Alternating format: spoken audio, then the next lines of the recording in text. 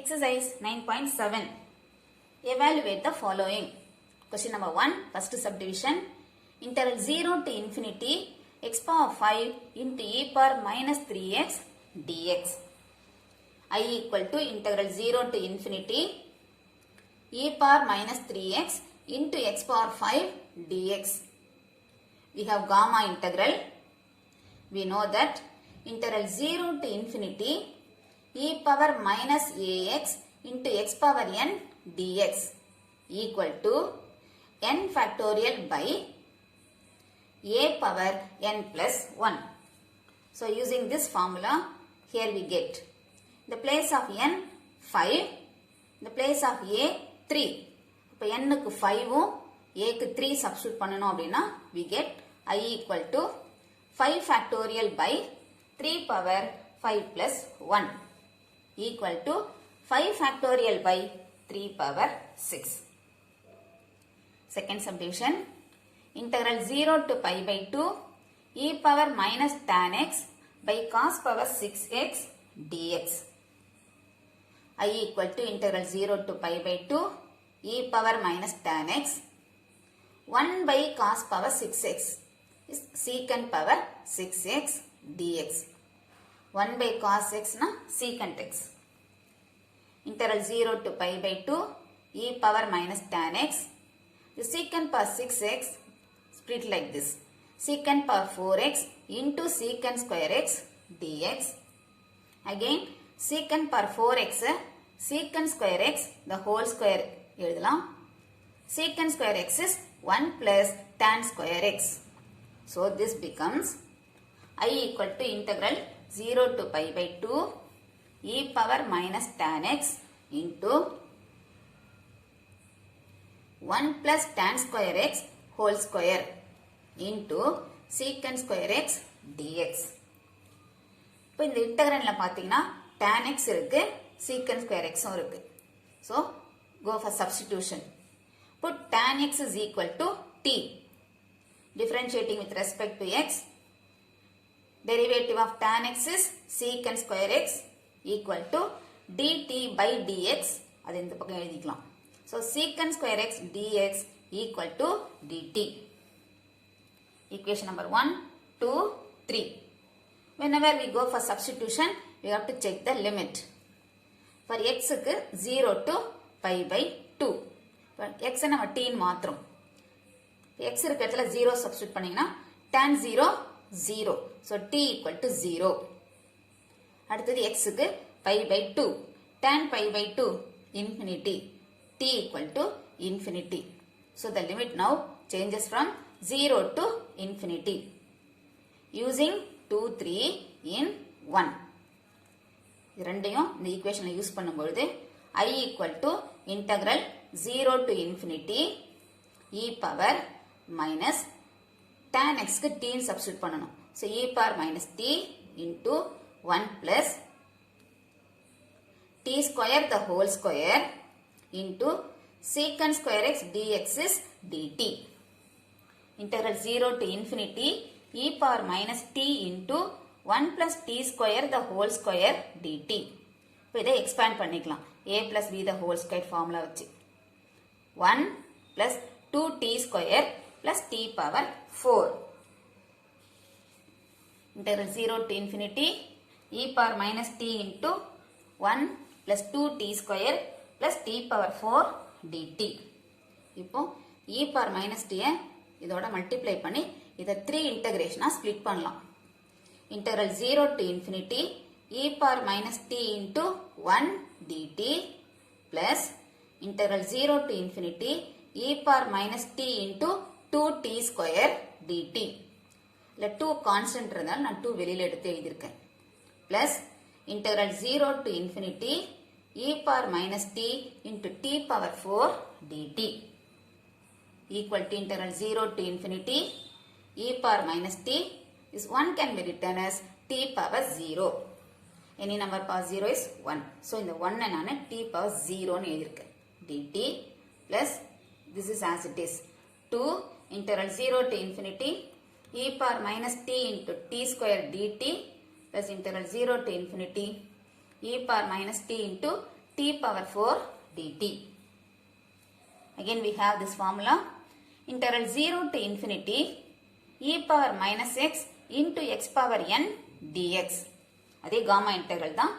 இப்போ முன்னாடி ப்ராப்ளத்தில் இந்த இடத்துல a இருந்துச்சு. e power minus ax. அப்போ n factorial by a power n plus 1 போட்டோம். இப்போ இந்த இடத்துல n இல்லை இல்லையா? அப்போ denominator 1 ஆயிடும். ஸோ அதனால integral 0 to infinity e power minus x into x power n dx is equal to n factorial. இப்போ நமக்கு இந்த x க்கு பதிலா இல்ல எல்லாத்துலயுமே t அப்படினு இருக்கு. So using this formula, first one, இங்க n இருக்க இடத்துல நமக்கு என்ன இருக்கு பாருங்க, n வந்து 0. So this integral is 0 factorial. I equal to 0 factorial plus 2 into இங்க n வந்து 2. So 2 factorial plus இந்த integralல n வந்து 4. So 4 factorial.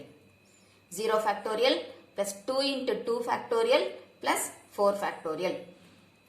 0 factorial is 1 plus 2 into 2 factorial is 1 into 2.